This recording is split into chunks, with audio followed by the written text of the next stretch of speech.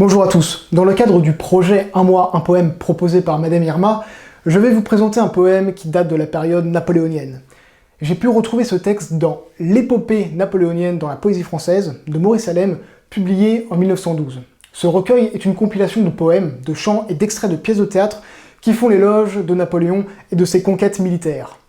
Ces textes témoignent d'un mouvement littéraire prolifique qui a contribué à construire le mythe des épopées napoléoniennes. Il y a une véritable dimension homérique, où Napoléon apparaît comme le héros de ses aventures, comme un homme qui se transforme en demi-dieu. Et il est vénéré comme tel. Il est aussi dans la continuité de l'épopée de Charlemagne, et porte le nouvel empire romain sans cesse victorieux de ses ennemis. Il y a avant tout un certain recul à prendre devant ces textes galvanisants. Ces œuvres littéraires sont avant tout des œuvres politiques et historiques. Ce sont des œuvres de propagande dans le but de faire adhérer à une idéologie. Et oui, les guerres napoléoniennes, c'est des millions de morts, des pillages. D'ailleurs, on dit que la guerre coûte cher. Non, tant que tu gagnes, en fait, c'est bon. C'est le retour de l'esclavage et des répressions terribles dans les territoires occupés, comme en témoigne le magnifique tableau de Goya, Tresse des Maillots. En revanche, je reste profondément sensible à tout ce qui émane artistiquement de cette période et de cet empire qui se veut être l'étendard de l'esthétisme, de l'héroïsme, de la gloire et du courage.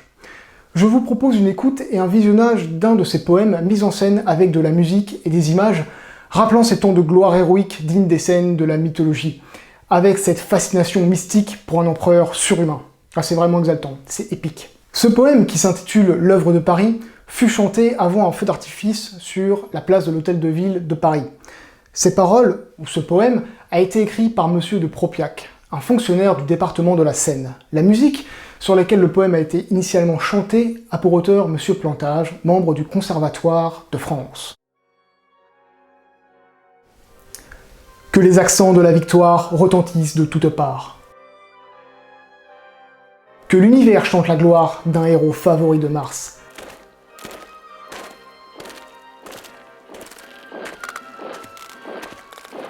Minerve, à ses conseils, préside. Elle le suit dans les combats. De son glaive et de son égide, tour à tour, elle arme son bras. Qu'à ses brillantes destinées, un dieu daigne encore t'ajouter que le nombre de ses années un jour ne se puisse compter. Son règne sera sans orage. Vainqueur d'un ennemi pervers, bientôt l'Europe, à son courage, devra la liberté des mers. Que dans nos temples l'encens fume, que l'air brille de mille feux, que le salpêtre qui s'allume jusqu'au ciel porte nos vœux, que l'amour, la reconnaissance, à nos enfants disent son nom, que partout on répète en France, vive à jamais Napoléon.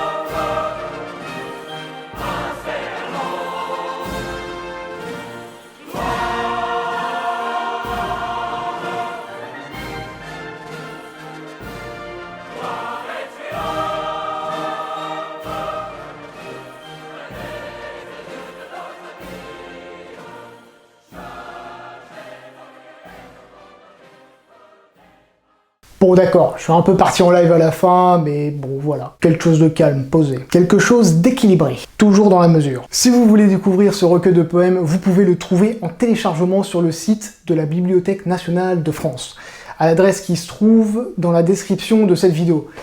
J'espère que j'aurai pu toucher votre curiosité, et n'hésitez pas à partager votre sentiment sur ce texte en commentaire. À bientôt.